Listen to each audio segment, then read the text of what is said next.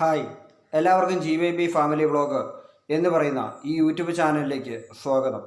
അപ്പോൾ പാംസ്ട്രിയുടെ പുതിയൊരു അധ്യായത്തിലേക്കാണ് നമ്മളിന്ന് കടക്കുന്നത്.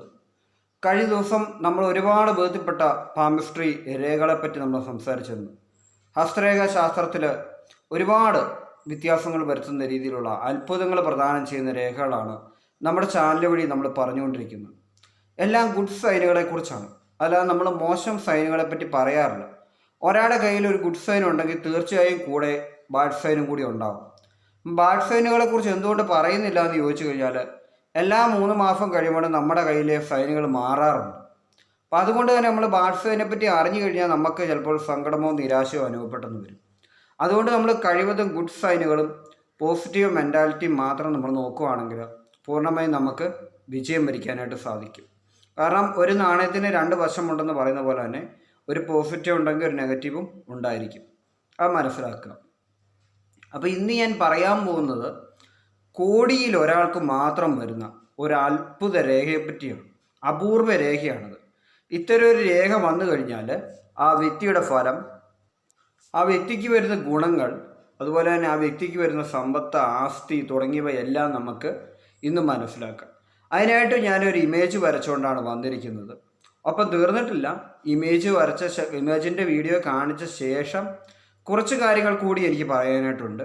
അതുകൂടി നിങ്ങൾ ശ്രദ്ധയോടുകൂടി കേൾക്കുക. വീഡിയോ മുഴുവനായി കാണുക, വീഡിയോ സ്കിപ്പ് ചെയ്യാതെ കാണുക. പിന്നെ ആദ്യമായിട്ട് എൻ്റെ ചാനലിലേക്ക് വരുന്ന വ്യക്തികളാണ് നിങ്ങളെങ്കിൽ നിങ്ങൾക്ക് ഈ കണ്ടൻറ്റ് വളരെയധികം ഇഷ്ടപ്പെട്ടാൽ തീർച്ചയായും നിങ്ങൾ എൻ്റെ യൂട്യൂബ് ചാനൽ ഒന്ന് സബ്സ്ക്രൈബ് ചെയ്യുക. ഒപ്പം ബെൽ ബട്ടൺ ഇനേബിൾ ചെയ്യുക. അതുപോലെ തന്നെ വീഡിയോ ലൈക്ക് ചെയ്യുക. മാക്സിമം നിങ്ങളുടെ സുഹൃത്തുക്കളിലേക്ക് ഷെയർ ചെയ്യുക. അപ്പോൾ നമുക്ക് ഇമേജിലേക്ക് പോകാം.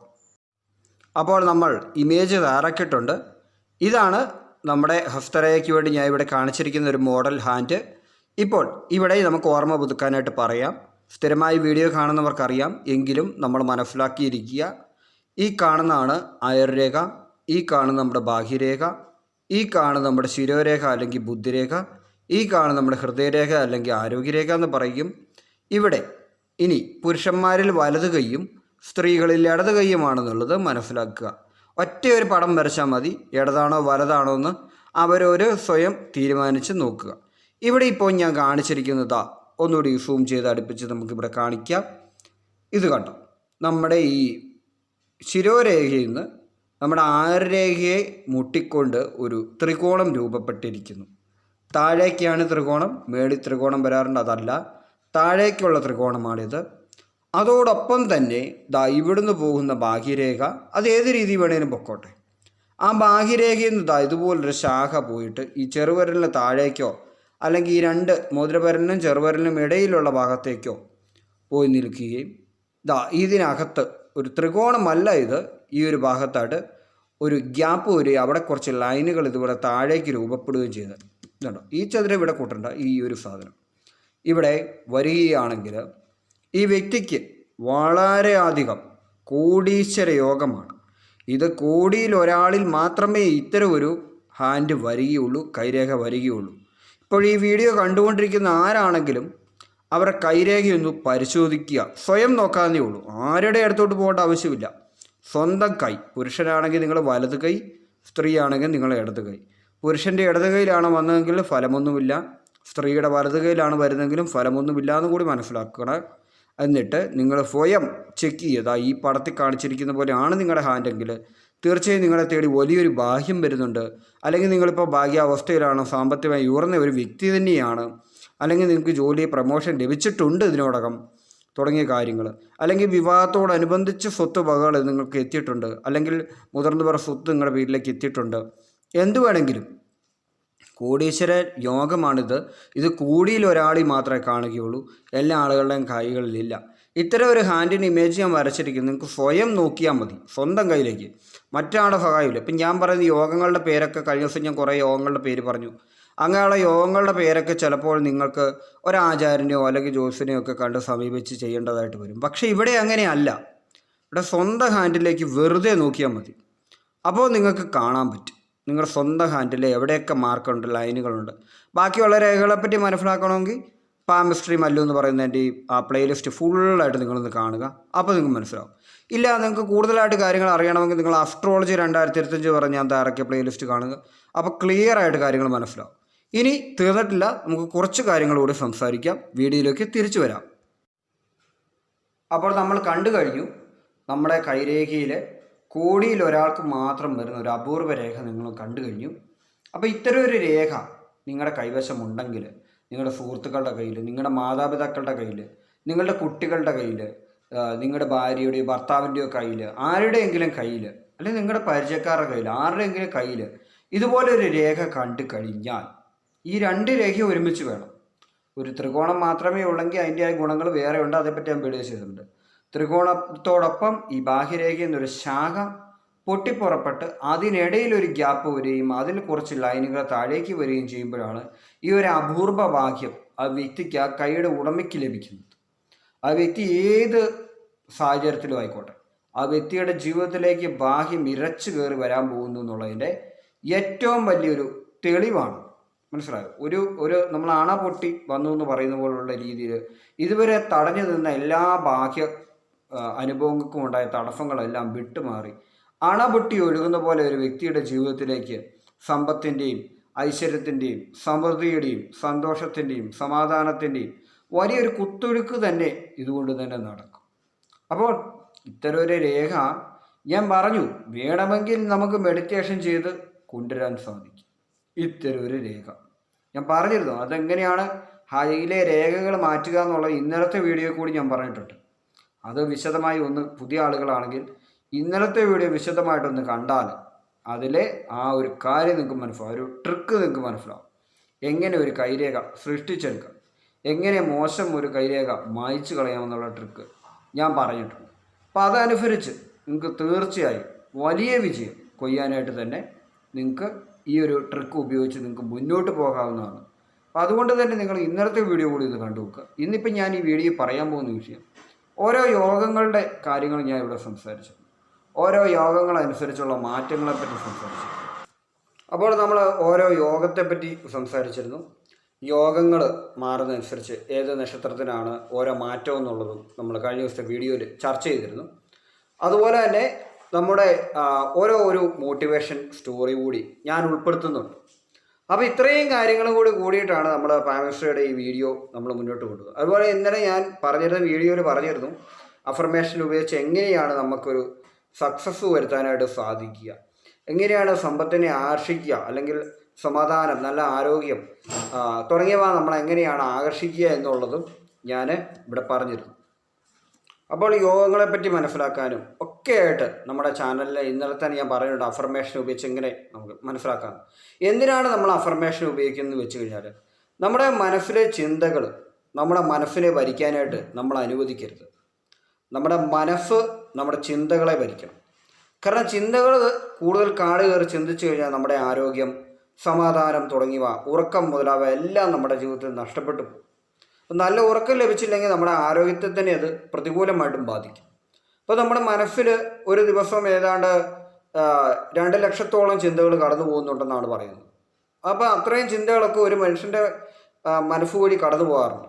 അത്രയും ചിന്തകൾ നെഗറ്റീവ് ആണെങ്കിലോ, മോശമായ കാര്യങ്ങൾ എന്ന് വെച്ചാൽ നമ്മുടെ ജീവിതത്തിൽ ദുഃഖം തരുന്ന ഓർമ്മകൾ, അതുപോലെ നമ്മളെ ആരെങ്കിലും വേദനിപ്പിച്ച് തുടങ്ങിയ കാര്യങ്ങളൊക്കെയാണ് നമ്മുടെ മനസ്സിൽ കൂടി രാവിലെ തൊട്ട് വൈകുന്നേരം വരെ ചിന്തിക്കുന്നതെങ്കിൽ അതിൻ്റെ തുടർ ചിന്തകളായിരിക്കും അടുത്ത ദിവസം വരിക.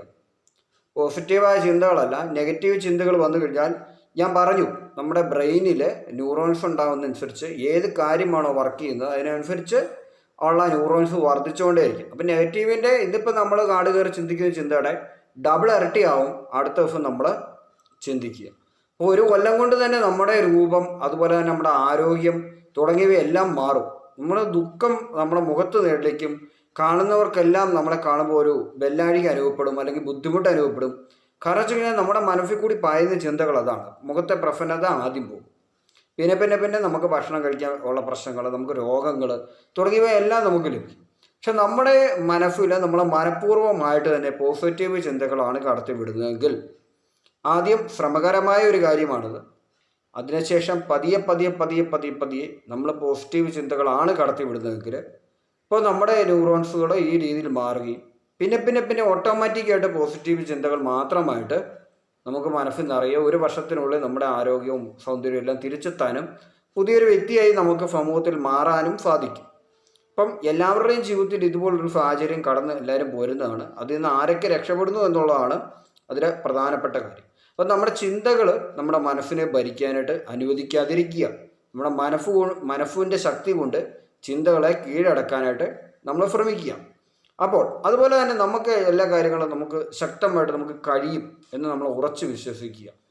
കഴിയുമെന്ന് ഏത് കാര്യം ഉറക്കെ വിശ്വസിച്ചാലും നമുക്കത് തീർച്ചയായും കഴിയും. നമുക്ക് കഴിയില്ല എന്ന് നമ്മൾ ചിന്തിക്കുകയാണെങ്കിൽ നമുക്കൊരു വിശ്വാസം വരുത്താൻ പറ്റത്തില്ല. കാരണം വെച്ചാൽ നമുക്ക് ആത്മവിശ്വാസം ഉണ്ടെങ്കിൽ മാത്രമേ നമുക്ക് വിജയം വരിക്കാൻ പറ്റൂ. മറ്റൊരാൾ നമ്മളെ കൊണ്ടൊരു ജോലി ചെയ്യിച്ചു ആ വ്യക്തി ആ കാര്യത്തിൽ വിജയം നേടിക്കഴിഞ്ഞാലും നമുക്ക് മനസ്സിന് സംതൃപ്തിയൊന്നും ഇല്ലെങ്കിൽ നമുക്ക് അതുകൊണ്ട് യാതൊരു ഗുണവും ലഭിക്കാൻ പോകുന്നില്ല. നമുക്കൂടി ഗുണം ലഭിക്കണമെങ്കിൽ, നമുക്ക് ഗുണം ലഭിക്കുന്ന കാര്യമാണ് വേറൊരാൾ ചെയ്തതെങ്കിലും നമുക്കൂടി ഗുണം ലഭിക്കണമെങ്കിൽ നമ്മൾ ആത്മവിശ്വാസത്തോടെ അവിടെ നിലകൊള്ളണം. അപ്പോഴാണ് നമുക്ക് അതിൻ്റെതായ വിജയം ലഭിക്കുക. അത് നമ്മൾ മനസ്സിലാക്കുക. ഏതൊരു കാര്യവും നമുക്ക് കഴിയുമെന്ന് ഉറച്ചു വിശ്വസിച്ച് കഴിഞ്ഞാൽ അത് തീർച്ചയായും കഴിയും. അതിന് പറ്റിയ ഒരു അഫർമേഷനും കൂടി നിങ്ങൾ എഴുതി തയ്യാറാക്കി അത് നിങ്ങൾ ഒരു മന്ത്രം പോലെ ഉരുവിട്ടുകൊണ്ടിരുന്നു കഴിഞ്ഞാൽ തീർച്ചയായും നിങ്ങൾക്കത് നടപ്പിലാക്കാനായിട്ട് സാധിക്കും. പിന്നെ നമുക്ക് ചിലപ്പോൾ നമ്മുടെ ഫാമിലി മെമ്പേഴ്സിനോടൊന്നും ചിലപ്പോൾ എല്ലാ കാര്യങ്ങളും സംസാരിക്കാൻ പറ്റുകയില്ല. എല്ലാവരും ഒരു ഫ്രണ്ട്ലി രീതിയിൽ ഇടപെടുന്ന പേരൻസ് ഒന്നും പല ആളുകൾക്കും ഇല്ല. അല്ലെങ്കിൽ സഹോദരങ്ങളോ ആരും ഒരു ഫ്രണ്ട്ലി മെൻറ്റാലിറ്റി ആവില്ല. എല്ലാവരും ഒരു സെൽഫിഷ് മെൻറ്റാലിറ്റി ഉള്ള ഫാമിലികളും ഉണ്ട്, ഫ്രണ്ട്ലി ആയിട്ട് ഇടപെടുന്ന ഫാമിലീസും ഉണ്ട്. അപ്പം അങ്ങനെയുണ്ടെങ്കിൽ നമുക്ക് ആത്മാർത്ഥമായ നല്ല ഒരു സുഹൃത്ത്, ഇപ്പോൾ സുഹൃത്തുക്കളെ തിരഞ്ഞെടുക്കുമ്പോഴും സൂക്ഷിക്കേണ്ട കാര്യമാണ്. സുഹൃത്തുക്കൾ നമ്മളെ ചതിക്കുന്നവരുണ്ട്, വഞ്ചിക്കുന്നവരുണ്ട്, നമ്മളെ ഇൻസൾട്ട് ചെയ്യുന്നവരുണ്ട്, ഒന്നുകൂടി നമ്മളെ അപകടത്തിലാക്കുന്നവരുണ്ട്. പിന്നെ ചില ലഹരി വസ്തുക്കൾ തന്ന് നമ്മളെ അതിൻ്റെ അടിമയാക്കി അവരുടെ താൽക്കാലിക സന്തോഷത്തിന് വേണ്ടി നമ്മളെ ആ ഒരു ഗ്രൂപ്പിലേക്ക് ആകർഷിച്ച് നമ്മളെ കൂടെ നശിപ്പിക്കുന്ന ആളുകളുണ്ട്. അത്തരമല്ല, നമ്മുടെ സമാന ചിന്താഗതിയുള്ള നമ്മൾ ഇഷ്ടപ്പെടുന്ന വിഷയം, പാട്ടായിക്കോട്ടെ, ഡാൻസ് ആയിക്കോട്ടെ, കമ്പ്യൂട്ടർ ഗെയിം ആയിക്കോട്ടെ, ഓൺലൈൻ ജോബുകളായിക്കോട്ടെ, എന്തു തന്നെ ആയിക്കോട്ടെ, അല്ലെങ്കിൽ നിങ്ങൾ ചെയ്യുന്ന എന്തെങ്കിലും വർക്കുകളായിക്കോട്ടെ, അല്ലെങ്കിൽ ഗ്രാഫിക് ഡിസൈൻ ആയിക്കോട്ടെ, എന്ത് കാര്യമായിക്കോട്ടെ, ഏതൊരു കാര്യം നിങ്ങൾക്ക് തന്നെ നിങ്ങളോട് അസൂയയില്ലാത്ത നിങ്ങളോടൊപ്പം നിൽക്കുന്നതായ ആളുകൾ, അങ്ങനെയുള്ള ആളുകളാണെങ്കിൽ ആ ആളുകളെ നിങ്ങളോടൊപ്പം ചേർക്കുകയാണെങ്കിൽ ആ ഒരു കമ്മ്യൂണിറ്റി വഴി നിങ്ങളുടെ സുഹൃത്തുക്കളോട് നിങ്ങളുടെ മനസ്സിലെ ആശയങ്ങൾ തുറന്ന് സംസാരിക്കുമ്പോൾ അവർ തീർച്ചയായും നിങ്ങൾ അംഗീകരിക്കും. കാരണം വെച്ചാൽ ഇപ്പം നിങ്ങളുടെ പേരൻസിന് ചിലപ്പോൾ നിങ്ങൾ പറയുന്ന കാര്യങ്ങൾ മനസ്സിലായെന്ന് വരികയില്ല. ചിലപ്പോൾ അവർക്ക് അത്ര എഡ്യൂക്കേഷൻ അതേപ്പറ്റി കാണുകയില്ല. അങ്ങനെയുള്ളപ്പോൾ നിങ്ങൾ പറയുന്നതൊന്നും അവർക്ക് മനസ്സിലാവുകയില്ല. അതുപോലെ നിങ്ങൾ സംസാരിക്കുന്ന ആളുകൾക്ക് നിങ്ങളുടെ ലെവലിൽ ചിന്തിക്കാൻ ബുദ്ധിയില്ലെങ്കിൽ ഒരിക്കലും നിങ്ങൾ മാത്രം മണ്ടൻ എന്നുള്ള രീതിയിലായിരിക്കും ആളുകളുടെ കാഴ്ചപ്പാട്. നിങ്ങളെ അംഗീകരിക്കുന്ന ആളുകൾക്കിടയിലേക്ക് നിങ്ങൾ പോകേണ്ടി വരും. എങ്കിൽ മാത്രമേ നിങ്ങൾക്ക് വിജയം വരിച്ച ശേഷം നിങ്ങളെ താത്തിക്കെട്ടാൻ ശ്രമിച്ച ആളുകളുടെ മുമ്പിൽ തലയുയർത്തി നിൽക്കാൻ പറ്റുകയുള്ളൂ. അല്ലെങ്കിൽ നിങ്ങൾ മറ്റുള്ള ആളുകളുടെ ഒപ്പമാണെങ്കിൽ നിങ്ങൾക്ക് അവിടെ ഒരിക്കലും ഉയർച്ച ഉണ്ടാവില്ല. കാരണം നിങ്ങൾക്കറിയാം നിങ്ങൾ ചെയ്യുന്ന കാര്യത്തിലെ വൃത്തിയും കാര്യങ്ങളും. പക്ഷെ നിങ്ങൾക്ക് കഴിവുണ്ടോ ഇല്ലയോ എന്ന് മനസ്സിലാക്കാൻ കഴിവില്ലാത്ത ആളുകളുടെ മുമ്പിൽ പോയിട്ട് നിങ്ങൾ എന്ത് ചെയ്താലും നിങ്ങൾക്ക് അംഗീകാരം ലഭിക്കില്ല. അതുകൊണ്ട് തന്നെ നിങ്ങൾക്ക് പറ്റിയ ഒരു സുഹൃത്തിനെ നിങ്ങൾ കണ്ടെത്തുക, ആ സുഹൃത്തിനോടൊപ്പം നിന്ന് കാര്യങ്ങൾ മുന്നോട്ട് കൊണ്ടുപോവുക. അതുപോലെ തന്നെ എല്ലാവരോടും ഒരു പുഞ്ചിരിച്ച് സമാധാനത്തോടു കൂടി സംസാരിക്കുന്ന ഒരു വ്യക്തിയാവുക. അപ്പോൾ അതിനനുസരിച്ചുള്ള ഒരുപാട് മാറ്റങ്ങൾ നിങ്ങളുടെ ലൈഫിലോട്ട് വരും. പിന്നെ അതുപോലെ തന്നെ എനിക്ക് പറയാനുള്ള കാര്യം എന്ന് വെച്ച് കഴിഞ്ഞാൽ, നമ്മൾ ഇവിടെ ജ്യോതിഷത്തിൻ്റെ കുറച്ച് യോഗങ്ങളെപ്പറ്റി സംസാരിച്ചിരുന്നു. ഇനി ഞാൻ പറയാനായിട്ട് പോകുന്ന യോഗത്തിൻ്റെ പേര് ഉഭയചരി യോഗമെന്നാണ്. ഉഭയചരി യോഗമെന്ന് പറഞ്ഞു കഴിഞ്ഞാൽ, ആ യോഗം വന്നു കഴിഞ്ഞാൽ നിങ്ങളുടെ ഗ്രഹനില എടുത്ത് നിങ്ങൾ നോക്കുക, അല്ലെങ്കിൽ ഒരു ആചാര്യനെ കൊണ്ടോ ജ്യോത്സ്യനെ കൊണ്ടോ നിങ്ങൾ നോക്കിക്കുക. ഉഭയചരി യോഗമെന്ന് പറഞ്ഞു കഴിഞ്ഞാൽ ആ വ്യക്തി ഒരുപാട് വാചാലമായി സംസാരിക്കുന്ന വ്യക്തി, പ്രസംഗം പറയാൻ കഴിവുള്ള വ്യക്തി, കുടുംബത്തിലെ എല്ലാവരും ആ വ്യക്തിയെ അനുസരിക്കുന്നത്, അതുപോലെ തന്നെ ശാരീരികമായി ബലമുള്ള ആൾ, മനോബലമുള്ള ആൾ, അങ്ങനെ തുടങ്ങിയ എല്ലാ യോഗങ്ങളും ലഭിക്കുന്ന ഒരു യോഗമാണ് ഉഭയചരി യോഗമെന്നറിയപ്പെടുന്നത്. ഈ ഒരു യോഗമുണ്ടെങ്കിൽ ആ വ്യക്തി രാഷ്ട്രീയ പ്രവർത്തനം, രാജസമ്മതി നേടുന്നതാണ്. അതായത് രാജാവിൻ്റെ രീതിയിലുള്ള ആണല്ലോ നമ്മളിപ്പോൾ ഒരു രാഷ്ട്രീയം എന്ന് പറയുന്ന ഒരു കാര്യവും. കാരണം അന്ന് രാജഭരണമാണെങ്കിൽ ഇന്നിപ്പോൾ ഭരണ രീതികൾ മാറിയതുകൊണ്ട് ഇന്നിപ്പം രാഷ്ട്രീയമെന്ന് നമുക്ക് പറയാം. ഇങ്ങനെയുണ്ടെങ്കിൽ അതിനനുസരിച്ചുള്ള ഒരു വിലയും നിലയും ആ ഒരു ജാതകന് ലഭിക്കും. അപ്പം നിങ്ങളുടെയോ നിങ്ങളുടെ കുട്ടികളുടെയോ ആരുടെയെങ്കിലും ജാതകത്തിൽ ഈ പറയുന്ന ഉഭയചരി യോഗം ഉണ്ടോ എന്നുള്ളത് കൂടി നിങ്ങളൊന്ന് മനസ്സിലാക്കിയെടുക്കുക. എന്നിട്ട് അതിനനുസരിച്ചുള്ള വിഷയങ്ങൾ പഠിപ്പിക്കാനായിട്ട് ആ കുട്ടിയെ ശ്രമിക്കുക. അപ്പോൾ അതിനനുസരിച്ചുള്ള യോഗങ്ങൾ വരും. അപ്പോൾ അതുപോലെ തന്നെ പോസിറ്റീവായിട്ട് മൈൻഡിനെ വെക്കുക, എങ്കിലേ കൂടുതൽ യോഗങ്ങളുടെ ഗുണങ്ങൾ നമുക്ക് അനുഭവിക്കാൻ സാധിക്കും. നല്ല ആരോഗ്യമില്ലാത്തൊരു സമയത്താണ് നമ്മുടെ യോഗങ്ങൾ നമുക്ക് ലഭിക്കുന്നതെങ്കിൽ അതിൻ്റെ പ്രയോജനം നമുക്കൊരിക്കലും ലഭിക്കുകയില്ല. അത് നമ്മുടെ കൂടെയുള്ളവർക്ക് മാത്രമേ ലഭിക്കുകയുള്ളൂ. അല്ലെങ്കിൽ ആ വ്യക്തികൾക്കായിരിക്കും അതിൻ്റെ അവകാശം ലഭിക്കുക. നമുക്ക് യാതൊരുവിധ അവകാശവും അതിൽ ലഭിക്കാതെ വരും. കാരണം നമ്മുടെ ആരോഗ്യമോ ചിന്താഗതിയോ വേറെ രീതിയിലാണെങ്കിൽ ചിലപ്പോൾ നമ്മുടെ യോഗങ്ങളുടെ ഗുണങ്ങൾ മുഴുവൻ നമ്മളോടൊപ്പം ഉള്ളവർ കൊണ്ടുപോകാനുള്ള സാധ്യതയുണ്ട്. അതുകൊണ്ട് തന്നെ നമ്മളെപ്പോഴും കൂളായിട്ട് ഇരിക്കുക എന്നുള്ളത് തന്നെയാണ് ആദ്യത്തെ കാര്യം. ഇനി അടുത്തായിട്ട് പറയാൻ പോകുന്നത്, ഞാനിവിടെ അശ്വതി, ഭരണി, കാർത്തിക, രോഹിണി, മകീരം, തിരുവാതിര, പുണർതം, പൂയം, ആയില്യം, മകം വരെ ഞാനുള്ള ശത്രു നക്ഷത്രങ്ങൾ, അതായത് പൊരുത്തമില്ലാത്ത നക്ഷത്രങ്ങൾ ഏതെല്ലാമെന്ന് സംസാരിച്ചിരുന്നു. ഇനി അടുത്തായിട്ട് സംസാരിക്കാൻ പോകുന്നത് പൂരം നക്ഷത്രത്തെ പറ്റിയാണ്. പൂരം നക്ഷത്രത്തിന് ഏതെല്ലാം നക്ഷത്രങ്ങളുമായിട്ട് പൊരുത്തമില്ല. നക്ഷത്രവുമായിട്ട് പൊരുത്തമില്ല എങ്കിൽ എന്ത് സംഭവിക്കും എന്ന് പറഞ്ഞു കഴിഞ്ഞാൽ വികർഷണം സംഭവിക്കും. ആകർഷണമല്ല സംഭവിക്കുന്നത്. ഒരാൾക്ക് ആകർഷണവും മറ്റേയാൾക്ക് വികർഷണവുമല്ല, രണ്ടുപേർക്കും പരസ്പര വികർഷണമാണ്. രണ്ടുപേരും തമ്മിൽ അകന്നു പോകും. അത്തരം നക്ഷത്രങ്ങളേത്, അത്തരം ദിവസങ്ങളേത്, അതാണ് നമ്മളിവിടെ സംസാരിക്കാനായിട്ട് പോകുന്ന വിഷയം. അപ്പോൾ എന്താണ് ആ ദിവസങ്ങളിൽ? ശാരീരിക ക്ഷീണം, മടുപ്പ്, ചിലപ്പോൾ അപമാനങ്ങൾ, കുറ്റപ്പെടുത്തലുകൾ തുടങ്ങിയവ കേൾക്കേണ്ടായി വരിക, ധനനഷ്ടം വരിക, സമാധാനക്കുറവ് തുടങ്ങിയ കാര്യങ്ങൾ പൂരത്തിന് അനുഭവപ്പെടാൻ സാധ്യതയുണ്ട്. ചിലപ്പോൾ വളരെ സമാധാനപരമായി കടന്നു പോകാനും സാധ്യതയുണ്ട്. പക്ഷേ ശുഭദിനങ്ങളല്ല എന്നുള്ളത് മനസ്സിലാക്കും. ഇനി ഞാനിവിടെ പറയാൻ പോകുന്ന നക്ഷത്രങ്ങളിലുള്ള ആളുകളുമായിട്ടുള്ള നിങ്ങളുടെ സുഹൃബന്ധങ്ങൾ, കാര്യങ്ങളെല്ലാം പലപ്പോഴും കലകത്തി വന്ന് അവസാനിക്കുകയും നിങ്ങളുമായി ചേരാത്ത ആളുകളുമാണ് ഈ പറയാൻ പോകുന്ന നക്ഷത്രങ്ങളിലുള്ളതെന്ന് മനസ്സിലാക്കുക. ഒപ്പം ഞാൻ പറയാൻ പോകുന്ന നക്ഷത്രങ്ങളുള്ളവർക്ക് പൂരവും ചേർന്നതല്ല എന്നുള്ളത് കൂടി മനസ്സിലാക്കുക. അപ്പോൾ ഏതെല്ലാം ആ നക്ഷത്രങ്ങൾ നമുക്കൊന്ന് പരിശോധിക്കാം. ഒന്നാമത്തെ നക്ഷത്രം അത്തമാണ്. അപ്പോൾ അത്തവുമായിട്ട് പൂരം നക്ഷത്രത്തിന് യാതൊരുവിധ പൊരുത്തവുമില്ല. അത്തം വരുന്ന ദിവസവും പൂരത്തിന് അത്ര പൊരുത്തമില്ലാത്ത ദിവസമാണെന്ന് മനസ്സിലാക്കുക. അത്തത്തിൽപ്പെടുന്ന ആളുമായിട്ടും പൂരത്തിന് പൊരുത്തമില്ല എന്നുള്ളത് മനസ്സിലാക്കുക. അടുത്തായിട്ട് പറയാൻ പോകുന്ന നക്ഷത്രം ഇതാണ്. ചോതി നക്ഷത്രവുമായിട്ട് പൂരത്തിന് പൊരുത്തമൊന്നുമില്ല. ചോതി നക്ഷത്രത്തിൽപ്പെട്ട ഒരാൾ കൺമുന്നിൽ വന്നു കഴിഞ്ഞാൽ ചിലപ്പോൾ പൂരത്തിലുള്ള വ്യക്തിക്ക് അതിയായ കോപം അനുഭവപ്പെടാൻ സാധ്യതയുണ്ട്. അതുകൊണ്ട് തന്നെ ചോതിയുമായിട്ടും യാതൊരുവിധ പൊരുത്തവുമില്ല. കലണ്ടറിൽ ചോതി വരുന്ന ദിവസവുമായിട്ടും പൂരത്തിന് പൊരുത്തമില്ലെന്ന് മനസ്സിലാക്കുക. അടുത്തായിട്ട് അനിഴം നക്ഷത്രവുമായിട്ടാണ്. അനിഴം നക്ഷത്രവുമായിട്ട് പൂരത്തിന് യാതൊരുവിധ പൊരുത്തവുമില്ല. കലണ്ടറിൽ അനിഴം വരുന്ന ദിവസവും പൊരുത്തമില്ല. അതുപോലെ തന്നെ അനിഴത്തിൽപ്പെടുന്ന ആളുമായിട്ടുള്ള സഹവാസവും അത്ര പൊരുത്തത്തിലാവുകയില്ല എന്നുള്ളത് മനസ്സിലാക്കുക. അടുത്തായിട്ട് പൂരുരുട്ടാതിയാണ്. പൂരുരുട്ടാതിയായിട്ട് പൂരം നക്ഷത്രത്തിന് യാതൊരുവിധ പൊരുത്തവുമില്ല. അപ്പോൾ തീർച്ചയായും മനസ്സിലാക്കുക, പൂരുരുട്ടാതിപ്പെടുന്ന ആളുമായിട്ടുള്ള സഹവാസവും ശരിയാവുകയില്ല, പൂരുരുട്ടാതി വരുന്ന ദിവസവും ശരിയാവുകയില്ല. അടുത്തായിട്ട് ഉത്തട്ടാതിയാണ്. ഉത്തട്ടാതി നക്ഷത്രവുമായിട്ട് പൂരം നക്ഷത്രത്തിന് പൊരുത്തമില്ല. ഉത്തട്ടാതി നക്ഷത്രമായിട്ട് പൂരത്തിന് പൊരുത്തമില്ല എന്ന് പറയുമ്പോൾ മനസ്സിലാക്കേണ്ട കാര്യം ഇതാണ്. വാക്ക് തർക്കങ്ങൾ തുടങ്ങിയവ ആ ദിവസവും വരാൻ സാധ്യതയുണ്ട്. ആ ഉത്തട്ടാതി വ്യക്തിയെ കാണുമ്പോഴും ഉണ്ട്. മറിച്ചുകൊണ്ട് ഞാൻ പറഞ്ഞ നക്ഷത്രക്കാർക്ക് പൂരവും വിരുദ്ധ നക്ഷത്രമാണെന്ന് മനസ്സിലാക്കുക. അടുത്തായിട്ട് രേവതി നക്ഷത്രമാണ്. ചില വ്യത്യാസമുണ്ട്.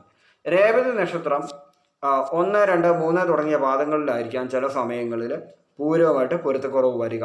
പക്ഷേ ചില പാദങ്ങളിലും ചില ഗ്രഹനിലകളിലുള്ള രേവതി നക്ഷത്രവുമായിട്ട് പൂരത്തിന് പൊരുത്തമുണ്ട്. ഒരു സമനിലയിലായിരിക്കും കാര്യങ്ങൾ എപ്പോഴും നിൽക്കുക. അതുകൊണ്ട് പൂർണ്ണമായും രേവതി ഒരു പൊരുത്തമില്ലാത്ത നക്ഷത്രം പൂരമായിട്ടെന്നുള്ളതല്ല, ഇടസംഖ്യയാണ് അല്ലെങ്കിൽ ഇടനിലയിൽ നിൽക്കുന്നതാണ് എന്ന് മനസ്സിലാക്കുക. അതുകൊണ്ട് 0.5% പൊരുത്തവും 0.5% പൊരുത്തക്കുറവിലായിരിക്കും കാര്യങ്ങൾ വരിക. ആ ദിവസവും അത്ര ശുഭകരമല്ല എന്ന് മനസ്സിലാക്കുക. അടുത്തതായിട്ട് തിരുവാതിര നക്ഷത്രവുമായിട്ട് പൂര നക്ഷത്രത്തിന് യാതൊരുവിധ പൊരുത്തമില്ല. ചില ഗ്രഹനില അനുസരിച്ച് പൊരുത്തമുണ്ട്, പക്ഷെ പൂർണ്ണമായ പൊരുത്തമില്ല. ആ ദിവസവും ശുഭകരമല്ല. അടുത്തായിട്ട് പൂരാടം നക്ഷത്രവുമായിട്ട് പൂരത്തിന് പൊരുത്തമില്ല. അതുകൊണ്ട് തന്നെ വാക്ക് തർക്കങ്ങളോ വഴക്ക് ആ വ്യക്തിയോടുള്ള സഹവാസം കുറയ്ക്കുക. പൂരാടംകാർ പൂരമായിട്ടുള്ള സഹവാസം കുറയ്ക്കുക. ഒപ്പം പൂരം വരുന്ന ദിവസവും അത്ര ശുഭകരമല്ല എന്നുള്ളത് കൂടി മനസ്സിലാക്കുക. അപ്പോൾ ഇത്രയും നക്ഷത്രങ്ങൾ പൊരുത്തത്തിൽപ്പെട്ടതല്ല. ആ ദിവസങ്ങളും പൊരുത്തത്തിൽപ്പെട്ടതല്ല പൂരംകാർക്ക്. തിരിച്ചു ഞാനിപ്പോൾ പറഞ്ഞ നക്ഷത്രക്കാരെല്ലാം പൂരം വരുന്ന ദിവസവും നിങ്ങൾക്ക് അത്ര ശുഭകരമല്ല എന്നുള്ളത് മനസ്സിലാക്കുക. ഇതിലൂടെ എന്തെല്ലാം മനസ്സിലാക്കേണ്ടത്, പൊരുത്തമില്ലാത്ത ഒരു വ്യക്തിയാണ് നമ്മുടെ കൺമുന്നിൽ വരുന്നതെങ്കിൽ തീർച്ചയായും നമുക്ക് അകാരണമായി കോപം വരിക. ഇപ്പം നമുക്കറിയാം, നമുക്ക് ഇപ്പോൾ ഒരാളുടെ പാട്ട് കേൾക്കുകയാണ്. ആ പാട്ട് പാടുന്ന ആളെ ഇഷ്ടപ്പെടണമെന്നില്ല നമ്മുടെ മൈൻഡ്. അപ്പോൾ നമുക്ക് എന്തോ ഒരു വെറുപ്പ് അയാളോട് തോന്നുന്നുണ്ടെങ്കിൽ ആ വ്യക്തിയുമായിട്ട് പൊരുത്തമില്ല നഷ്ടം. നമ്മൾ കാണുന്ന പ്രോഗ്രാമിലെ ഒരു സെലിബ്രിറ്റിയിൽ ഒരു അഭിനേതാവിനായിട്ട് നമുക്ക് കാണുമ്പോൾ ദേഷ്യം വരുന്നു, ആളുടെ പ്രോഗ്രാം കാണുമ്പോൾ ദേഷ്യം വരുന്നു. നമ്മുടെ വീട്ടിൽപ്പെട്ടവർക്കെല്ലാം ഉള്ള ആളെ ഇഷ്ടമാണെങ്കിലും നമുക്ക് മാത്രം ദേഷ്യം വരും, എന്തോ ഒരു ഇഷ്ടക്കുറവ്. ഒന്ന് നിർത്തിയിട്ട് പോയാൽ മതി തോന്നുന്നുണ്ടെങ്കിൽ ആ വ്യക്തിയായിട്ട് പൊരുത്തമില്ല.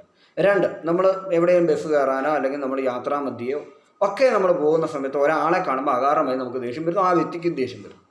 അപ്പോഴും പൊരുത്തമില്ല എന്ന് മനസ്സിലാക്കുക. അങ്ങനെയൊക്കെയാണ് പൊരുത്തമില്ലാത്തപ്പോൾ ഉണ്ടാകുന്ന വികർഷണത്തിൻ്റെ പദ്ധതി. ഇതുകൊണ്ടാണ് വാക്കുതർക്കം, മാതാപിതാക്കൾ കുട്ടിയെ വെറുക്കുന്നത്, കുട്ടികൾ മാതാപിതാക്കളെ വെറുക്കുന്നത്, പല കാര്യങ്ങൾ. ഇതെങ്ങനെയാണ് നിങ്ങൾ തന്നെ കൂട്ടി ഉപയോഗിച്ച് നിങ്ങൾ മനസ്സിലാക്കിയെടുക്കുന്നത്, നിങ്ങളുടെ ബുദ്ധിയിലേക്ക് വിട്ടിരിക്കുകയാണ്. പഴയ പ്രീവിയസ് വീഡിയോകൾ നിങ്ങൾ പ്ലേലിസ്റ്റ് കൃത്യമായിട്ട് കണ്ടു കഴിഞ്ഞാൽ പൊരുത്തക്കുറവ് കൊണ്ട് എന്തെല്ലാം സംഭവിക്കും എന്നുള്ളത് നമുക്ക് മനസ്സിലാക്കാം. ഇനി ആരെല്ലാമായിട്ട് പൊരുത്തമുണ്ട് എന്നുള്ളത് കൂടി നമുക്കിനി നോക്കാം. ഏതെല്ലാമാണ് ശുഭദിനം, ആരോടെല്ലാം ഉള്ള സഹവാസമാണ് നല്ലത്. ഇതിൽ 8 നക്ഷത്രവുമായിട്ടാണ് നിങ്ങൾക്ക് പൊരുത്തമില്ലാത്തത്. 27 നക്ഷത്രത്തിൽ 8 പോയാൽ എന്ത് കിട്ടുമെന്ന് മനസ്സിലാക്കുക. അത്രയും നക്ഷത്രക്കാരുമായിട്ട് നിങ്ങൾക്ക് പൊരുത്തമുണ്ട്. അതുകൊണ്ട് തന്നെ നിങ്ങൾക്ക് ധാരാളം സുഹൃത്തുക്കളുമുണ്ട്. അത്ര പ്രശ്നമുള്ള നക്ഷത്രമല്ല.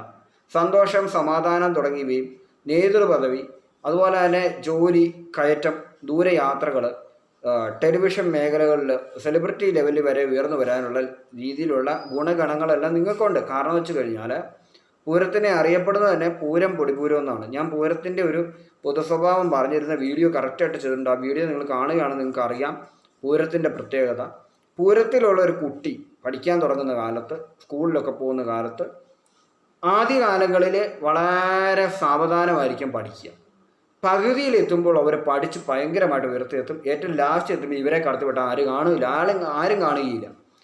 അതാണ് പൂരം പൊടിപൂരം. അവസാനം പൂരം പതിയെ തുടങ്ങി പൂരം അവസാനിക്കുമ്പോൾ വാദ്യഘോഷാദികൾ മുറുകുന്ന പോലെ അവസാനം മേളം ഭയങ്കര ഉച്ചസ്ഥായിൽ എത്തുന്ന പോലെ തന്നെയാണ് പൂരത്തിൻ്റെ എല്ലാ പദ്ധതികളും. ഇപ്പോൾ ഇവർ 1ാം ക്ലാസ്സിൽ പഠിക്കുകയാണെങ്കിൽ, പൂരത്തിലുള്ള കുട്ടി 1ാം ക്ലാസ്സിൽ പഠിക്കുകയാണെങ്കിൽ, ആദ്യകാലം 1ാം ക്ലാസ്സിൻ്റെ തുടക്കകാലത്തിൽ ഏറ്റവും പുറകോട്ട് നിൽക്കുന്ന കുട്ടി ഒരു ഓണപരീക്ഷ പോലുള്ള കാര്യങ്ങളെല്ലാം കടന്നു കഴിയുമ്പോൾ കുട്ടി അല്പം കൂടി ഡെവലപ്പായി. വലിയ പരീക്ഷ വരുന്ന സമയത്ത് കുട്ടി ഏറ്റവും മികച്ച പെർഫോമൻസ് കാണിക്കുന്നു. 2ാം ക്ലാസ്സിലെത്തുമ്പോൾ വീണ്ടും ആദ്യകാലത്ത് മടിയുള്ള കുട്ടി പകുതിയിൽ അവർ അല്പം കൂടി ഉയർന്നു. ഏറ്റവും ഫൈനലായി മെയിൻ എക്സാം വരുന്ന സമയത്ത് അവർ പഠിക്കാൻ മിടുക്കുള്ള ആളുകളാണെങ്കിൽ, പഠിക്കാത്തവരുണ്ട്, മടിയുള്ളവരുണ്ട്, പഠിക്കാൻ കഴിവുള്ള കുട്ടിയാണെങ്കിൽ ഫൈനൽ എക്സാം വരുമ്പോൾ മികച്ചവർ. 3ാം ക്ലാസ്സിൽ ചെല്ലുമ്പോഴും ഇത് തന്നെ അവസ്ഥ. ആദ്യകാലം ഇതേ രീതിയിൽ ഇവർ ചെയ്യുന്ന എല്ലാ പ്രവൃത്തികളും, ഇപ്പോൾ ഇവർ ഡാൻസ് പഠിക്കാൻ പോയെന്ന് കരുതുക, മാർഷൽ ആർട്ട് പഠിക്കാൻ പോയെന്ന് കരുതുക, ഏത് കാര്യത്തിലാണെങ്കിലും ആദ്യത്തെ കുറച്ച് കാലം ഇവർ മന്ദീവയ്ക്കും. ഇവരെ പുതിയൊരു കാര്യത്തിലോട്ട് പിടിച്ചിട്ട് കഴിഞ്ഞാൽ അതുമായിട്ടൊന്ന് ഇണങ്ങി വരുന്നവരെ ഇവർ മന്ദീഭാവന അവസ്ഥയിലായിരിക്കും.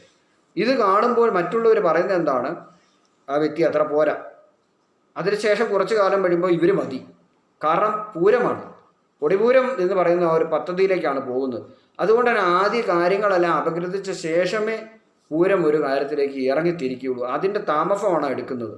ഇത് മറ്റുള്ളവർക്ക് പ്രത്യക്ഷ കാഴ്ച മനസ്സിലാവില്ല. മടിയുള്ള ആൾ, കാര്യങ്ങൾ ഗ്രഹിക്കാൻ കഴിവില്ലാത്ത ആളെന്നൊക്കെ തെറ്റിദ്ധരിക്കാൻ സാധ്യതയുണ്ട്. പക്ഷെ പൂരത്തിൻ്റെ രീതി വ്യത്യസ്തമാണ്. വളരെയധികം ഉയർച്ചയിലെത്തുന്ന നക്ഷത്രമാണ് പൂര നക്ഷത്രം. ഫൈനലി അവർക്ക് വളരെയധികം സമ്പത്തിന് അവർ ഉടമകളാണ്. ചെറുപ്രായത്തിൽ തന്നെ അവർ സമ്പത്തിന് ഉടമകളായി തീരും. പൂര നക്ഷത്രത്തിൻ്റെ പ്രത്യേകത ഏത് കാര്യത്തിനുള്ള ധൈര്യം. 2, അവർക്ക് ശാരീരികമായി കിട്ടിയിരിക്കുന്ന ആരോഗ്യം, അതൊരു പ്രത്യേകതയാണ്. കൂടുതലും കളരിപ്പയറ്റ് മുതലായ തുടങ്ങിയ ജോലികൾ ചെയ്യാൻ അർഹതയുള്ള, അല്ലെങ്കിൽ അങ്ങനെ ചെയ്യുന്ന ജോലികൾ ചെയ്യുന്ന നക്ഷത്രക്കാർ ഞാൻ ഈ പറയുന്ന നക്ഷത്രത്തിലുള്ളവരാണ്. ഭരണി, പൂരാടം, പൂരം, മൂലം, ഉത്രട്ടാതി തുടങ്ങിയ ലക്ഷങ്ങൾ, തിരുവാതിര, അതുപോലെ തന്നെ ഉത്രാടം തുടങ്ങിയ നക്ഷത്രങ്ങളിലുള്ളവരാണ് കൂടുതൽ അഭ്യാസ മേഖലകൾ പഠിപ്പിക്കുന്ന മുൻപന്തി നിൽക്കുന്നത്. ഇതിൽ ഭരണിയും പൂരാടമാണ് ഏറ്റവും മുൻപന്തി നിൽക്കുക. പിന്നെ ഇത് പറയേണ്ടത് പൂരത്തിനെയാണ് പറയുന്നത്. ബാക്കി നക്ഷത്രങ്ങൾ ഇച്ചിരി പുറകോട്ടാണ്. ചോദ്യയിലുള്ളവർ ശ്രമിക്കാറുണ്ട്, പക്ഷേ അവരത്ര ഉയരാറില്ല. അവരിട്ടേച്ച് പോകും, അല്ലെങ്കിൽ അതൊരു ജോലി, ഒരു തപസ്സായിട്ട് മാറ്റാറില്ല. എന്നാൽ ജീവിതത്തിൽ തപസ്സായിട്ട് മാറ്റുന്ന ആളുകളാണ് ഭരണിയും പൂരാടും. അവർ രണ്ടുപേരും അങ്ങനെയാണ്. അതായത് ഒരു അഭ്യാസത്തിൻ്റെ മേഖല. കാരണം കായികമായ ശേഷി അവർക്ക് കൂടുതലായിരിക്കും, ആരോഗ്യം അവർക്കുണ്ട്. മറ്റുള്ള നക്ഷത്രങ്ങളെ അപേക്ഷിച്ച് അവർക്ക് ആരോഗ്യം കൂടുതലാണ്. അത് ഭരണിയും പൂരാടമാണ് ഏറ്റവും ഫസ്റ്റ്. ഏറ്റവും ഹൈ ആയിട്ട് നിൽക്കുന്നത് ആയോധന കലയിൽ നിൽക്കുന്ന ഭരണിക്കാരാണ്. 2ാമത്തെ സ്ഥാനമാണ് പൂരാടത്തിനുള്ളത്. 3ാമത്തെ സ്ഥാനം നമുക്ക് പൂരത്തിന് കൊടുക്കാം. കാരണം അവർ കായിക മേഖല, അഭ്യാസത്തിൻ്റെ മേഖലയിൽ ഏറ്റവും അഗ്രഗണ്യരാണ്. പിന്നെ വരുന്നത് തിരുവാതിരയും, പിന്നെ വരുന്ന നമുക്ക് വേണേൽ ചോദ്യം ഉൾപ്പെടുത്താം, എങ്കിലും അതൊരു ബിസിനസ് മൈൻഡിലാണ് അവരെടുക്കുക ചോദ്യം എപ്പോഴും. അതുകൊണ്ട് തന്നെ പൂർണ്ണ ഒരു തപസ്സിലേക്ക് അവർ പോകാറില്ല. ഇപ്പം ഇവിടെ അഭ്യാസത്തിൻ്റെ വേറെ സ്ത്രീകളിലാണെങ്കിൽ ഇപ്പോൾ നമുക്ക് നൃത്തം വേണേൽ ഉദ്ദേശിക്കാം, അല്ലെങ്കിൽ യോഗ പഠിപ്പിക്കുന്നതായിട്ട് ഉദ്ദേശിക്കാം, അല്ലെങ്കിൽ എന്തെങ്കിലും ചെറിയ ഇപ്പോൾ ഒരുപാടുണ്ട് അക്രോബാറ്റിക് ഡാൻസ്, സുംബ ഡാൻസ് പോലുള്ള കാര്യങ്ങൾ, ചെറിയ ചെറിയ ജിമ്മ് തുടങ്ങിയവ നടത്തുന്ന ആളുകളും ഇതേ പറയുന്ന നക്ഷത്രത്തിലുള്ളവരായിരിക്കും. ഞാൻ ഈ പറഞ്ഞ നക്ഷത്രം തിരുവാതിരയുള്ളവരും അല്പം ബിസിനസ് മൈൻഡ് ഉപയോഗിക്കുന്നതുകൊണ്ട് തന്നെ പൂർണ്ണമായൊരു തപസ്സിലേക്കല്ല, പക്ഷെ ഒരു തപസ്സായിട്ട് എടുക്കുന്ന 3 നക്ഷത്രങ്ങളാണ്. അല്ല, എല്ലാവരും നല്ല രീതിയിൽ പോകണം, നമ്മൾ പഠിപ്പിക്കുന്നത് പൂർണ്ണമായി ആ വ്യക്തി ശിഷ്യം ഗ്രഹിക്കണം എന്നുള്ള ഒരു ആത്മാർത്ഥമായിട്ട് ഒരാൾക്ക് വേണ്ടി ഒഴിഞ്ഞു വെക്കുന്ന ജീവിതമായിട്ടുള്ളവരാണ് മാർഷൽ ആർട്ടിൻ്റെ, അതായത് അഭ്യാസത്തിൻ്റെ മേഖലയിൽ ഒഴിഞ്ഞു വെക്കുന്ന ആൾക്കാരാണ് ഭരണി, പൂരാടം, പൂര നക്ഷത്രക്കാർ. ബാക്കിയുള്ളവരെല്ലാം അല്പം ബിസിനസ് മെൻ്റൽ ആയിട്ട് ചിന്തിക്കുന്നവരാണ്, ഇച്ചിരി ബിസിനസ്സിലേക്ക് കടക്കുന്ന ആൾക്കാരാണ്. ബിസിനസ് വേണ്ട, ആത്മാർത്ഥതയ്ക്ക് മുൻതൂക്കം കൊടുക്കുന്നത്.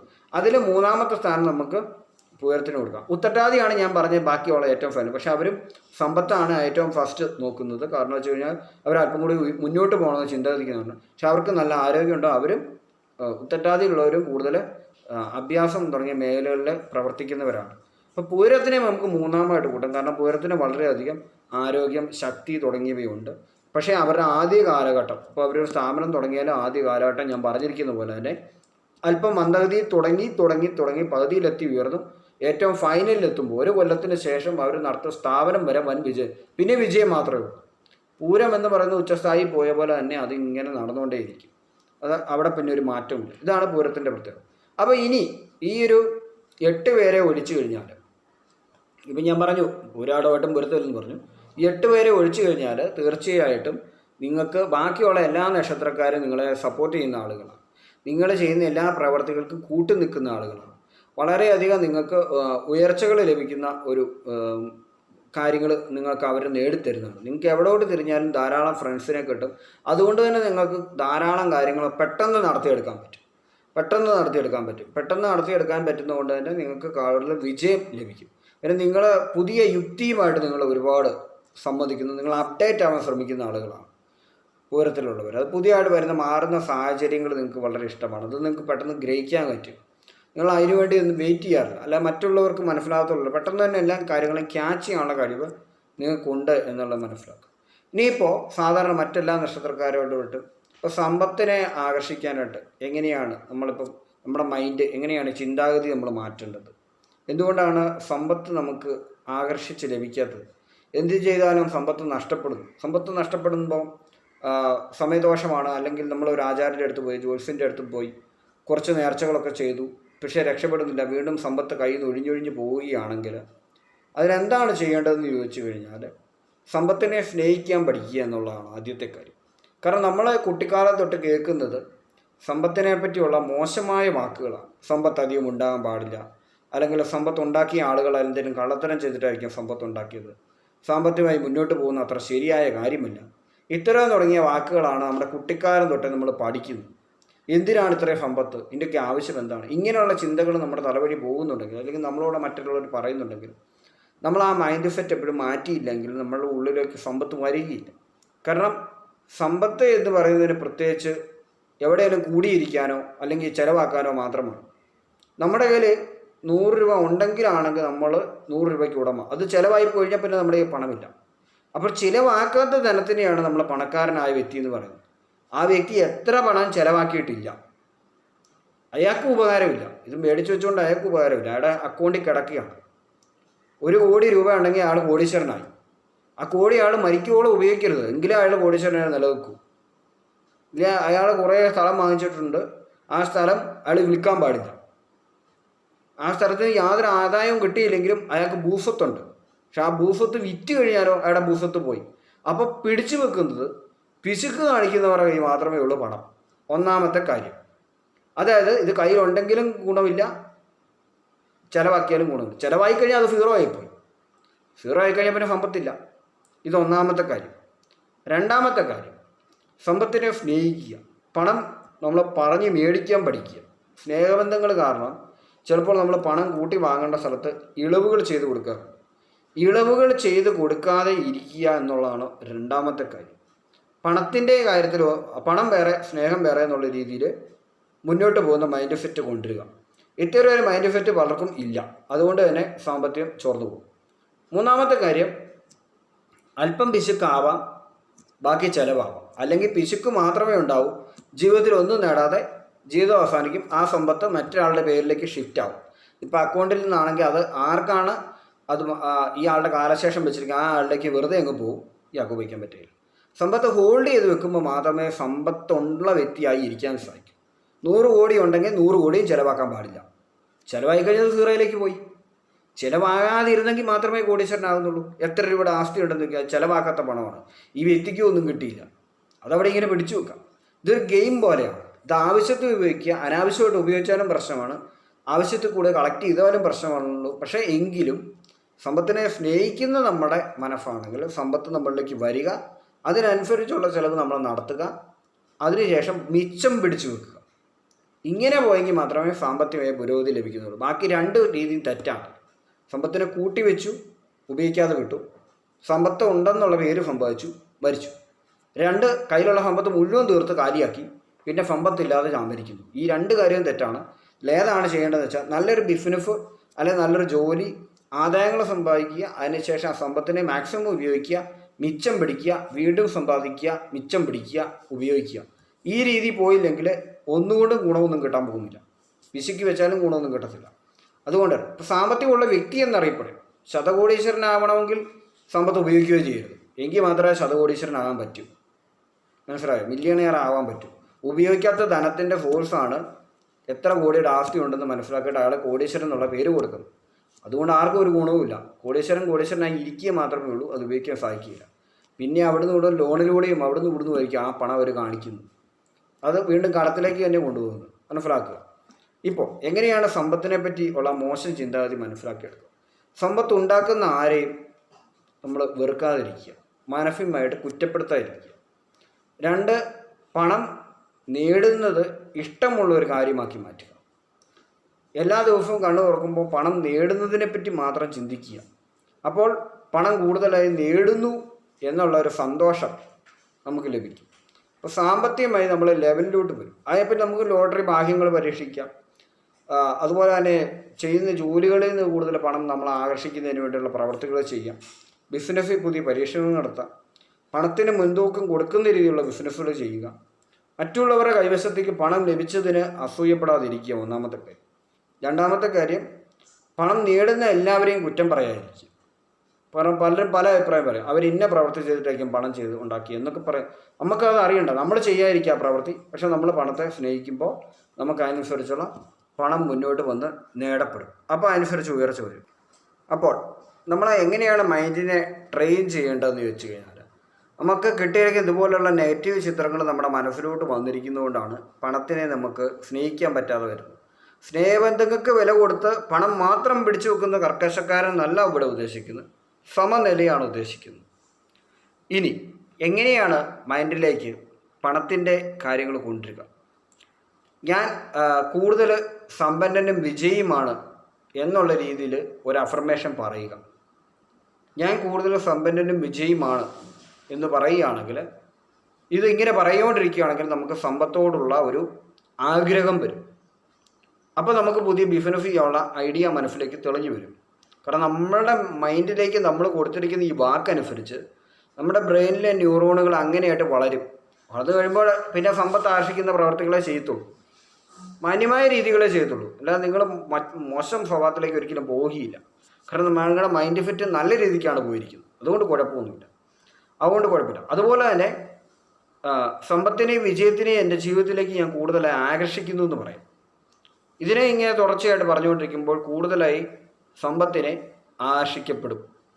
അതുപോലെ തന്നെ എൻ്റെ ജോലിയിലൂടെ തന്നെ ഞാൻ കൂടുതൽ സമ്പത്ത് നേടുന്നു എന്ന് നമുക്ക് പറയാം. ഞാൻ നേടിയിട്ടുണ്ടെന്നല്ല പറയേണ്ടത്, എല്ലാം വർത്തമാനകാലത്ത് ഇപ്പം നടന്നുകൊണ്ടിരിക്കുന്ന അവസ്ഥയിലാണ് പറയേണ്ടത്. എങ്കിലേ നമ്മുടെ ബ്രെയിനത് സ്വീകരിക്കാൻ പറ്റും.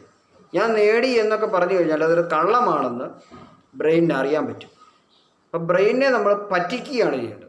ഇത് നമ്മുടെ മൈൻഡിനെ നമ്മൾ പറ്റിക്കുകയാണ്. എങ്ങനെ പറ്റിക്കുക എന്ന് വെച്ചാൽ നമ്മുടെ ബോധമനസ്സിനെയല്ല നമ്മൾ പറ്റിക്കുന്നത്, നമ്മുടെ ഉപബോധ മനസ്സിനെയാണ് നമ്മൾ പറ്റിക്കുന്നത്. അതുകൊണ്ട് നമ്മൾ നേടുന്നു എന്നാണ് പറയേണ്ടത്.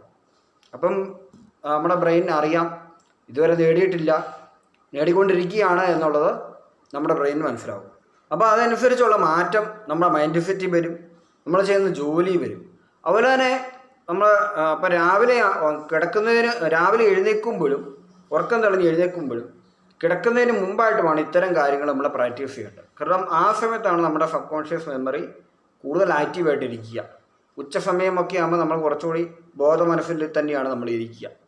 നമ്മൾ ഉറക്കം തെളിയുന്നതിനും സമയത്തും കിടക്കാൻ പോകുന്ന സമയത്ത് മുമ്പായിട്ട് മൊബൈലിൻ്റെ ഉപയോഗം നിർത്തിയ ശേഷം അഫർമേഷൻ കഴിഞ്ഞിട്ട് പിന്നെ ഉറങ്ങുക മാത്രമേ ചെയ്യാവൂ. പിന്നെ എടുത്ത് ഫോൺ കളിക്കാൻ പോയി കഴിഞ്ഞാൽ നിങ്ങളുടെ മൈൻഡിലോട്ട് വീണ്ടും മൊബൈലിലെ പ്രോഗ്രാമും അതിലെ ഇമോഷൻസും കയറി റെക്കോർഡായി കഴിഞ്ഞു. പിന്നെ ഈ ഇൻഫർമേഷൻ കൊണ്ട് ഗുണമില്ല. പുതിയ കാര്യം നിങ്ങളുടെ ബ്രെയിനിലേക്ക് സ്റ്റോർ ചെയ്തിട്ടാണ് ഉറങ്ങുന്നത്. ഇത് അതിനകത്തോട്ട് പോകും. അപ്പോൾ ഫൈനൽ അവസാനിക്കുമ്പോൾ ഫോണിന് ഉപയോഗം കഴിഞ്ഞ് നിർത്തി, ഇനി വേണ്ട എന്നുള്ളവർക്ക് ഉറങ്ങിയാൽ മതി, കിടന്നാൽ മതി എന്നുള്ള അവസ്ഥ വരുമ്പോൾ അഫർമേഷൻ പറഞ്ഞിട്ട് ഒറ്റ കിടപ്പ് കിടക്കുക. രാവിലെ എഴുന്നേൽക്കുമ്പോൾ മൊബൈലെടുത്തോ പത്രമെടുത്തോ ഒന്നും നോക്കാതെ കട്ടിലെ തന്നെ എഴുന്നേറ്റിരുന്ന് ആദ്യമേ പറഞ്ഞ ശേഷം വേറെ എവിടെയിട്ട് നോക്കുക. അല്ലെങ്കിൽ മൈൻഡ് മാറിപ്പോകാനുള്ള സാധ്യത തുടങ്ങുവാണ്. പത്രം എടുക്കുമ്പോഴേ നമ്മൾ വായിക്കുന്ന വാർത്ത വായിക്കുമ്പോൾ നമ്മുടെ എല്ലാം തീർന്നു. അല്ലെങ്കിൽ റേഡിയോ കേൾക്കുക, അല്ലെങ്കിൽ എന്തെങ്കിലും മൊബൈൽ ഓണാക്കി കഴിഞ്ഞാൽ പിന്നെ നമ്മുടെ അവസ്ഥ അന്നത്തെ മൊത്തം മാറും. അതിന് മുമ്പാണ് മൈൻഡിനെ ട്രെയിൻ ചെയ്യേണ്ടത്. പണ്ടത്തെ കാലത്ത് ഇത്ര സാധനങ്ങളില്ലായിരുന്നു, മൊബൈലില്ലായിരുന്നു, നെറ്റില്ലായിരുന്നു. അന്നത്തെ കാലത്ത് ആളുകൾക്ക് ഈസി ആയിരുന്നു, ഇന്നങ്ങനെയല്ല. അപ്പോൾ അതുകൊണ്ട് തന്നെ ഇത് ഉറങ്ങുന്നതിന് മുമ്പുള്ള ഈ ടൈമിൽ ഇത്ര സാധനങ്ങൾ കൂടി ഉപയോഗിക്കുന്നതിന് മുമ്പ് വേണമെന്ന് പറയുന്നത്. ആദ്യമേ തന്നെ മൈൻഡിലേക്ക് വേറെ എന്തെങ്കിലും വായിച്ച് കയറ്റി കഴിഞ്ഞാൽ പിന്നെ ഇതിലോട്ടുള്ള കോൺസെൻട്രേഷൻ കിട്ടത്തില്ല, അതിൻ്റെ പിന്നാലെ പോകും. അതുകൊണ്ടാണ് ഞാൻ ഇങ്ങനെ പറയാൻ കാരണമായത്. മുൻകാലത്തില്ലായിരുന്നു, ഇപ്പോൾ ഇങ്ങനെ കൂടി ഒരു കാര്യമുണ്ട്. അതുകൂടി തരണം ചെയ്തിട്ട് വേണം മൈൻഡിനെ ട്രെയിൻ ചെയ്യും. എന്നാൽ ഞാൻ കൂടുതൽ സാമ്പത്തിക സ്വാതന്ത്ര്യം നേടുന്നു എന്ന് വേണം പറയാം. സമ്പത്ത് ഉപയോഗിക്കാൻ ഒരു സ്വാതന്ത്ര്യം. ചിലപ്പോൾ സമ്പത്ത് കാണും, സമ്പത്ത് ഉപയോഗിക്കാൻ പറ്റാതെ വെച്ചിരിക്കുകയായിരിക്കും. അല്ലെങ്കിൽ സമ്പത്ത് എങ്ങനെ ഉപയോഗിക്കണമെന്ന് അറിയില്ല. സമ്പത്തുണ്ട്, കാശ് കൂടിയിട്ട് എന്ത് ചെയ്യണമെന്ന് അറിയാൻ മേലാത്ത കാശുകാരെന്നൊക്കെ നമ്മൾ കേട്ടിട്ടുണ്ട്. അത് തമാശല്ല, അങ്ങനെ ഉണ്ട്, ആളുകൾ ഉണ്ട്, നമുക്ക് കാണാം സമൂഹത്തിൽ. പണം കൂടിപ്പോയി, പണം വെച്ചിട്ട് എന്ത് ചെയ്യണമെന്ന് അറിയത്തില്ല, പണം ചിലവാകുന്നുമില്ല, ചെയ്യുന്ന എല്ലാം അബദ്ധവും. ഇങ്ങനെയൊക്കെ സംഭവിക്കുന്ന കോടീശ്വരന്മാരുണ്ട്, നമുക്കറിയാം. നമ്മൾ ചിന്തിച്ചാൽ കിട്ടും അങ്ങനത്തെ കോടീശ്വരന്മാർ ആരൊക്കെ ഉണ്ടെന്ന്. അപ്പം അങ്ങനെയുള്ള അവസ്ഥ വരാതിരിക്കാനാണ് ഞാൻ സാമ്പത്തിക സ്വാതന്ത്ര്യം നേടുന്നു എന്നുള്ളത്. അതുപോലെ നമ്മുടെ കയ്യിലുള്ള സമ്പത്ത് ഏതെല്ലാം രീതി ചിലവഴിക്കണമെന്നുള്ളത് നമ്മൾ തീരുമാനിക്കുക. കുറേ കൂട്ടുകാരെ വിളിച്ച് പാർട്ടിയൊക്കെ നടത്തി കുറേ കാശ് കളഞ്ഞ് കുറേ ഭക്ഷണവും മേടിച്ച് കൊടുത്ത് അവസാനിപ്പിച്ച് കുറച്ച് കഴിയുമ്പോൾ ഈ കൂട്ടുകാരും തിരിഞ്ഞു നോക്കാതെ അവരവരുടെ പാട് നോക്കിപ്പോയി. പിന്നെ നമ്മുടെ ഈ പണം വരുമ്പോൾ ഇവരെല്ലാം ആർത്ത് വന്ന് നമ്മൾ ഹോട്ടലിലെല്ലാം കയറി തീർത്തേച്ച് പോവുകയാണെങ്കിൽ ഒരു ഗുണവും നമ്മുടെ ജീവിതത്തിൽ സമ്പത്ത് കൊണ്ടുണ്ടാവുകയില്ല. സമ്പത്ത് വരും, ചിലവായി പോകും. അപ്പം അതുകൊണ്ട് അതിലെല്ലാം ഒരു നിയന്ത്രണം വെക്കേണ്ടത് അത്യാവശ്യമാണ്. എങ്കിലേ നമുക്ക് ഭാവിയിലേക്ക് സൂക്ഷിച്ച് വെക്കാൻ പറ്റും. ഇപ്പോൾ ഇന്ന് നമ്മൾ ചിലവഴിക്കുന്ന എല്ലാ പണവും ഭാവിയിലേക്കുള്ള കരുതൽ ധനമാണ് നമ്മൾ നഷ്ടപ്പെടുത്തുന്നത് കൂടി മനസ്സിലാക്കുക. നമ്മൾ ഉപയോഗിക്കുന്ന മേക്കപ്പ് സാധനങ്ങളുടെ വില 500-ന് മുകളിലേക്കാണ് എല്ലാ സാധനവും.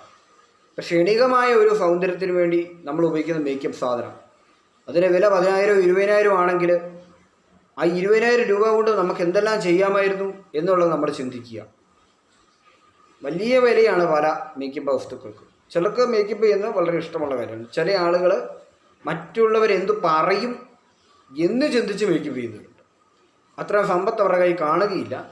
മറ്റവരുടെ കയ്യിൽ അതുപോലെ സമ്പത്ത് ഉണ്ടായിരിക്കും. കാരണം അവർ ചെയ്യുന്ന ജോലിക്ക് അത്രയും സമ്പത്ത് അവരുടെ കാണും. അവർക്കൊരു 25,000 രൂപ 30,000 രൂപ ചിലവിട്ടുകൊണ്ട് അവർക്കൊന്നും സംഭവിക്കാൻ പോകുന്നില്ല. അങ്ങനെയുള്ളവർ നല്ല രീതിയിൽ മേക്കപ്പ് ചെയ്യുന്നുണ്ട്. പക്ഷെ അല്ലാത്തവർ മേക്കപ്പ് ചെയ്യാനുള്ള പരിതസ്ഥിതിയിലല്ല അവർ ജീവിക്കുന്നത്. പക്ഷെ അവർ ആ മേക്കപ്പിന് വേണ്ടി 10-25,000 രൂപ ചിലപ്പോൾ കടമൊക്കെ മേടിച്ച് വെച്ച് മേക്കപ്പ് പിടിക്കാം. അത് ചെയ്യുന്നത് തെറ്റാണ്. അതിനു മുമ്പ് നമ്മളെ സാമ്പത്തിക ഒരു ലെവലിലെത്തിയാൽ നമുക്ക് ഇഷ്ടം പോലെ പിന്നെ മേക്കപ്പ് ചെയ്യാലോ, ഇഷ്ടം പോലെ ജീവിക്കാമല്ലോ. അതിനു മുമ്പ് ആദ്യം നമ്മൾ കരുതൽ മൂലധനം ഉണ്ടാക്കി വെക്കുക. അതിനുശേഷം നമുക്ക് ഇഷ്ടത്തിന് ഉപയോഗിക്കുക. അതാണ് സാമ്പത്തിക സ്വാതന്ത്ര്യം. നമ്മുടെ ഇഷ്ടത്തിന് പണം ഉപയോഗിക്കുക. പക്ഷേ ഇഷ്ടത്തിന് പണം ഉപയോഗിക്കണ പണം വേണ്ടേ? ശൂന്യമായിരിക്കുന്ന ഒരിടത്തുനിന്ന് നമ്മൾ പണം എടുത്ത് ഉപയോഗിക്കാൻ നമുക്ക് പറ്റത്തില്ല. ആദ്യമായി നമ്മൾ പണം സമ്പാദിച്ച് വെച്ച ശേഷം പണം ഉപയോഗിക്കുക സൗകര്യത്തിന് വേണ്ടി. നമ്മുടെ പാഷൻ എന്ന് പറഞ്ഞാൽ നമ്മുടെ ആഗ്രഹം. നമുക്ക് ഡാൻസ് പഠിക്കാനാണ് ഡാൻസിന് പോകാം, സ്റ്റണ്ട് പഠിക്കാൻ സ്റ്റണ്ടിന് പോകാം, സിനിമയിൽ അഭിനയിക്കേണ്ട കാര്യം അതിൽ പോകാം, നല്ലൊരു വാഹനം വാങ്ങണം അത് വാങ്ങാം. പക്ഷെ അതിന് മുമ്പ് നമ്മൾ ആ പ്രവൃത്തികളെല്ലാം ചെയ്ത് പ്രശ്നത്തിൽപ്പെട്ടാലോ? നമ്മുടെ പണം ഉണ്ടെങ്കിൽ നമുക്ക് എന്ത് വേണമെങ്കിലും ചെയ്യാം. അതിനായി ആദ്യം നമ്മൾ പണത്തിനെ സ്നേഹിക്കുക, പണം വാങ്ങുക, പണത്തിനെ ഉപയോഗിക്കാൻ പഠിക്കുക നല്ല രീതിയിൽ. അല്ലെങ്കിൽ നമ്മുടെ ഈ പണക്കാരനായിരിക്കാനുള്ള ആഗ്രഹം മാത്രമേ കാണൂ, പണം നമ്മുടെ കയ്യിലേക്ക് വരികയില്ല. അല്ലെങ്കിൽ ഇപ്പം നമ്മളെ പണത്തെ ആകർഷിക്കുന്നു, നമ്മളിപ്പോൾ അഫർമേഷനൊക്കെ പറഞ്ഞ് പണം ആകർഷിക്കുന്നു. നമ്മൾ അർഹതയില്ലാത്ത പണങ്ങൾക്ക് ചിലപ്പോൾ അർഹരാവാറുണ്ട്. ചില ആളുകൾ പറയും നിങ്ങളുടെ അക്കൗണ്ടിലോട്ട് ഞാൻ പണം വെച്ചിട്ടുണ്ട്, ആ പണം എനിക്കൊന്ന് എടുത്തു തരണം. നമ്മുടെ അക്കൗണ്ട് വഴി ചിലപ്പോൾ ലക്ഷങ്ങളുടെ ട്രാൻസാക്ഷൻ നടക്കുന്നുണ്ടാവും. ഈ ഒരൊറ്റ പണത്തിന് നമുക്ക് അർഹത ഉണ്ടാവുകയില്ല. അപ്പം നമുക്ക് ട്രാൻസാക്ഷൻ നടക്കുന്നുണ്ട്, പണം നമ്മളിലേക്ക് എത്തും. ഈ പണത്തിന് അവകാശം നമ്മളല്ല, നമ്മൾ വേറെ എവിടെയെങ്കിലും അയച്ചു കൊടുക്കണം. ഇത്തരം പണികളും നമ്മുടെ ജീവിതത്തിലേക്ക് ചിലർക്ക് വരാറുണ്ട്. ചിലപ്പോൾ ഈ നാട്ടിലൊക്കെ വീട് വാടകയ്ക്ക് കൊടുത്തിരിക്കുന്ന ആളുകൾക്ക് അങ്ങനെ വരാറുണ്ട്. നാട്ടിൽ നോക്കുന്ന ഒരാൾ, വീട് നോക്കുന്ന ഒരാളുടെ അക്കൗണ്ടിലേക്ക് വാടകയ്ക്കുള്ള ആൾ ചിലപ്പോൾ പണം വയ്ക്കും. അത് തിരിച്ച് വിദേശത്ത് കിടക്കുന്ന ഉടമയ്ക്ക് ഇയാൾ അയച്ചു കൊടുക്കും.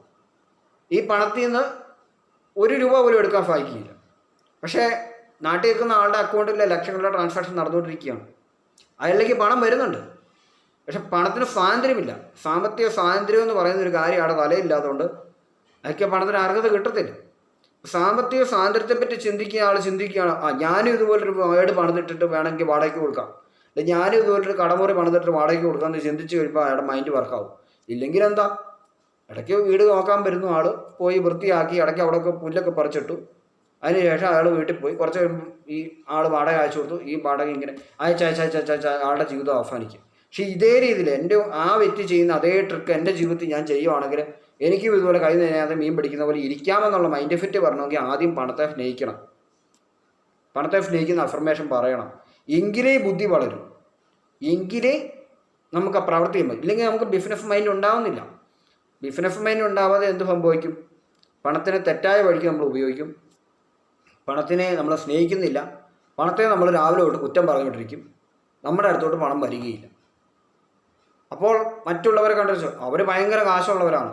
ആരും ഇവിടെ കാശുകാരായിട്ട് ജനിച്ചവരാരും പണക്കാരായിട്ട് പിന്നെ മരിക്കാറൊന്നുമില്ല. കാരണം എന്ന് വെച്ച് കഴിഞ്ഞാൽ അവരത് ദൂർത്തടിച്ച് വന്നേ തീർക്കും. ഇല്ലെങ്കിൽ അവരുടെ മാതാപിതാക്കളെ പണത്തിൻ്റെ വിനിയോഗത്തെപ്പറ്റി അവരൊക്കെ പഠിപ്പിച്ച് കൊടുത്തിട്ടുള്ളതുകൊണ്ടാണ് അവർ പണക്കാരുടെ മക്കൾ ഇരിക്കുന്നത്. സാധാരണപ്പെട്ട ഫാമിലിയുള്ളവരോട് പണം സമ്പാദിക്കുന്നതിനെക്കുറിച്ച് ചോദിച്ചു കഴിഞ്ഞാൽ അവർ പറയും ഉള്ള പോലെ അങ്ങ് കഴിഞ്ഞാൽ മതി, ഇങ്ങനെയൊക്കെ ജീവിച്ചാൽ മതി എന്നുള്ള ചിന്തയേ ഉള്ളൂ. അവരുടെ കുട്ടികളും അതേ രീതിയിലാണ് പോകുന്നതെങ്കിൽ, അല്ലെങ്കിൽ വിദേശത്തൊക്കെ ഒരു ജോലി കിട്ടി തിരിച്ചു വരുമ്പോൾ ചിലപ്പോൾ പണം കാര്യമായിരിക്കാൻ സാധ്യതയുണ്ട്. വീട്ടിൽപ്പെട്ടവരെല്ലാം തീർത്ത് കളഞ്ഞു, അല്ലെങ്കിൽ രോഗം ബാധിച്ച് തിരിച്ചു വന്നും സാമ്പത്തികം ഇല്ലാതെ മരിക്കേണ്ട ഒക്കെ അവസ്ഥ വരും. അതുകൊണ്ടാണ് പണത്തെ ഏത് സമയത്ത് സ്നേഹിക്കുന്നു അതിനോടുള്ളിൽ തന്നെ ബിസിനസ് പ്ലാനുകൾ, മൂലധന നീക്കിയിരിപ്പ് തുടങ്ങിയവ ചെയ്തു വെക്കുക. ചെയ്തു വെച്ച ശേഷം മുന്നോട്ട് പോകാൻ ശ്രമിക്കുക. അപ്പോഴാണ് അതിൻ്റെ രീതികളിൽ മാറ്റം വരിക. അല്ലെങ്കിൽ പണം നമ്മളിലേക്ക് എത്തുകയില്ല. പണത്തിൻ്റെ ശരിയായ വിനിയോഗത്തിലൂടെ നമുക്ക് അറിവില്ലെങ്കിൽ ആ പണം വരുന്ന പോലെ തന്നെ അപ്രത്യക്ഷമായി പോകും. അപ്പോൾ അതുകൂടി നമ്മൾ മനസ്സിലാക്കി വെക്കുക. ഇനി എന്തുകൊണ്ടാണ് നമ്മൾ അഫർമേഷൻ പറയുന്നത് വെച്ചാൽ, നമ്മൾ കേട്ടിട്ടുണ്ടോ, നമുക്ക് സ്വാധീനം പുസ്തകം വായിക്കുക എന്ന് പറയാറുണ്ട്. പുസ്തകം വായിക്കുമ്പോൾ നമുക്ക് ബ്രെയിൻ കൂടുതൽ ഡെവലപ്പാകും. നമ്മൾ വായിക്കുന്ന പുസ്തകത്തിൽ നിന്നുള്ള അറിവ് നമുക്ക് ലഭിക്കുക.